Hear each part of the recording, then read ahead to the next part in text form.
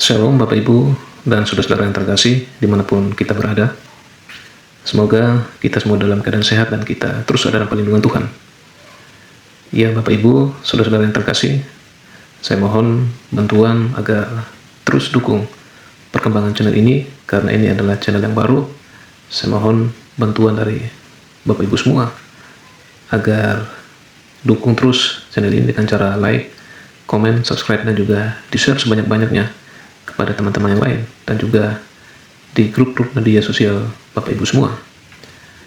Ya Bapak Ibu, dalam kesempatan kali ini kita akan kembali menyaksikan lagi kesaksian yang luar biasa dari seorang Murtadin. Dia rela meninggalkan semuanya, rela untuk mengorbankan segala sesuatu dan menjadi pengikut Kristus dalam hidupnya. Ini sesuatu keputusan yang luar biasa ketika dia mengambil satu komitmen dalam hidupnya untuk percaya bahwa hanya melalui Yesus Kristus saja ada keselamatan dalam hidupnya. Ya, bagaimana kesaksian selengkapnya? Supaya kita tidak penasaran, ya mari kita sama-sama saksikan kesaksian selengkapnya dari seorang Murtadin. Oleh sebab itu, saya berharap Bapak Ibu dan saudara-saudara semua bisa nonton sampai tuntas, agar kita juga boleh mendapatkan berkat dan iman kita juga semakin teguh di dalam mengiring Tuhan Yesus dalam hidup kita. Dan tentunya kita juga harus menjadi saksi Kristus dimanapun kita berada. Mari kita sama-sama saksikan kesaksian dari seorang Murtadin ini. Selamat menonton, Tuhan Yesus memberkati.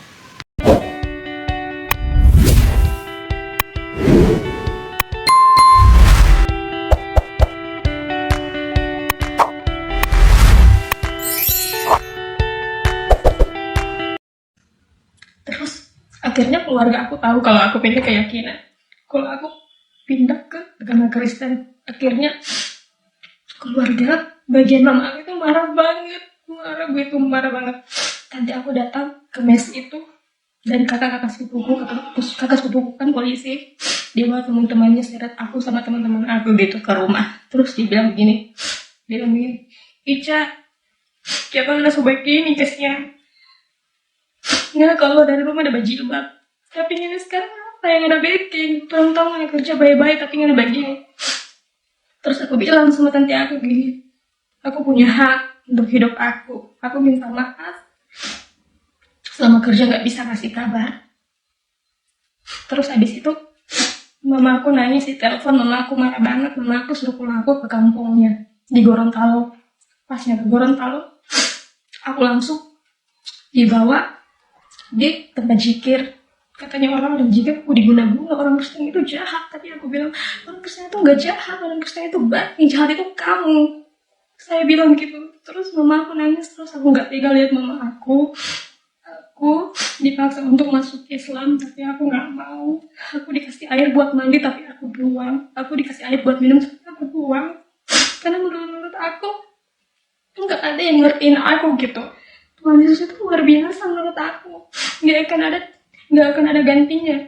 Aku bilang di dalam hati aku gitu. Terus keluarga aku ngumpul kan, aku di tengah-tengah, mereka melingkar, aku di tengah-tengah. Mereka tanya gini, Cak, nak, katanya, ini udah sayang Pak Mama. Nina itu satu-satunya yang orang harap sekarang anak kuliah semua selesai, anak kuliah.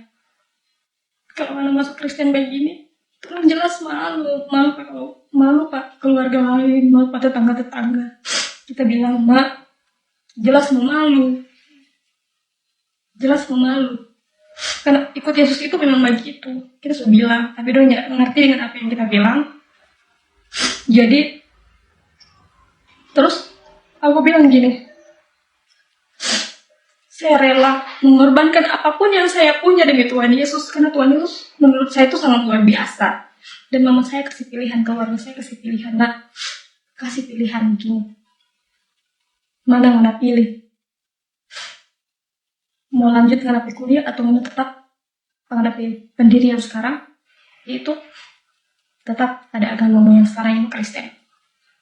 Saya langsung terpoin, saya spontan bilang, saya akan tinggalkan segala apa yang saya punya, kuliah saya biarpun tidak terlanjut. It's okay. Saya akan tetap ikut Tuhan Yesus saya. Tapi mama saya bilang begini, lebih baik Nana jadi gila daripada Nana harus masuk Kristen. Di situ hati saya betul-betul terpukul. Mereka tidak bisa menerima saya. Dan pada akhirnya saya dikurung 1 bulan di dalam rumah. Saya ingin banget ke gereja memuji Tuhan, tapi saya nggak bisa. Saya di situ punya HP, saya melihat kesaksian-kesaksian orang yang berpindah keyakinan seperti Asmiranda. Di situ saya melihat ada juga ustadz yang pindah keyakinan jadi agama Kristen dan sekarang sudah melakukan peninjauan. Setelah itu mama saya tahu dan HP itu dibanting dan saya sudah nggak punya apa lagi. Tapi saya cuma berdoa, saya bilang, Tuhan Yesus, tolong saya Tuhan, hanya Engkau yang mampu Tuhan, hanya Engkau yang mengerti Tuhan. Aku berdoa gitu tiap malam. Dan aku disitu baru belajar doa Bapak kami ya. Dan setiap aku berdoa gitu, aku rasa banget ada yang datang dekat banget duduk di sebelah aku. Tapi aku nggak tahu siapa mengganggu konsentrasi aku gitu untuk berdoa. Tapi aku sharing sama pendeta, katanya itu kedatangan Roh Kudus ya. Pokoknya setiap aku berdoa kepala aku mulai kayak besar. Kayak aku rasa kayak ada yang menghampiri aku dekat banget gitu. Terus setelah itu aku memutuskan untuk lari dari rumah. Aku hanya bawa uang 20.000, dompet, sama baju di badan. Aku nggak bawa baju setas atau sebanyak mungkin.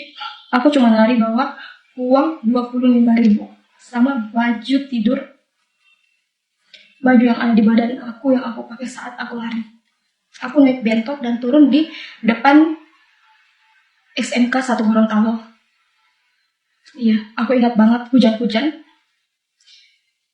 Puji Tuhan, ada seorang hamba Tuhan, seorang pendeta yang nolong aku, diberikan tempat tinggal, diberikan baju, aku dibiayain. Aku dirawat sama mereka.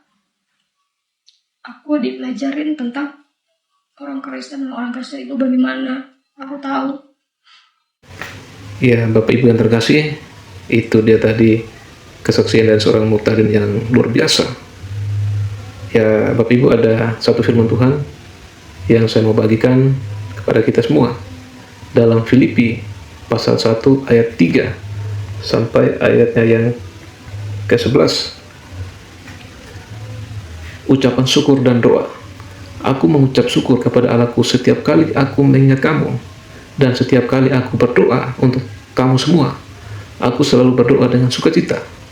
Aku mengucap syukur kepada Allahku karena persekutuanmu dalam berita Injil, mulai dari hari pertama sampai sekarang ini. Akan hal ini aku yakin sepenuhnya, yaitu Ia yang memulai pekerjaan yang baik di antara kamu, akan meneruskannya sampai pada akhirnya pada hari Kristus Yesus.